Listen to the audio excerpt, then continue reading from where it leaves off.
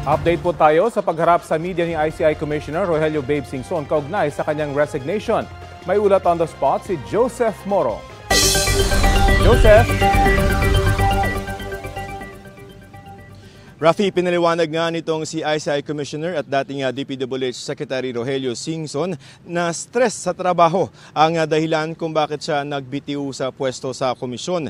Sa pagharap niya sa media ngayong umaga, sinabi ni Singson na simula nang tanggapin niya raw ang trabaho sa ICI ay ilang beses siya naglabas-masok sa ospital dahil sa mga nararamdaman niya tulot ng stress sa trabaho.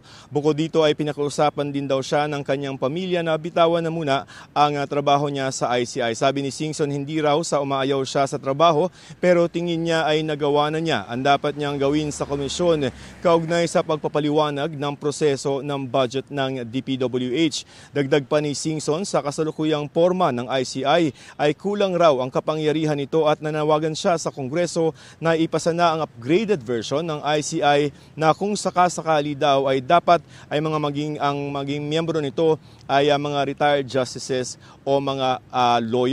Itinanggi ni Singson na may interference o may nakikialam sa trabaho ng ICI. Ang mga ibinigay raw nito mga referral ay ipinauubaya na niya sa pag-assess ng legal team ng komisyon. Tungkol naman sa mga pahayag ni dating Ako Bicol Party List Representative Saldi Co, ayon kay Singson ay hindi ito sapat na basehan para imbestigahan si Pangulong Marcos. Narito po ang pahayag ni ni Commissioner Singson.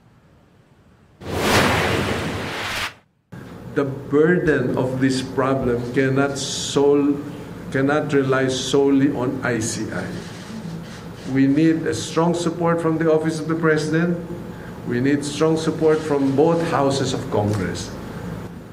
Otherwise, on its own, without the necessary powers, unfortunately, it will not move as fast as we want to.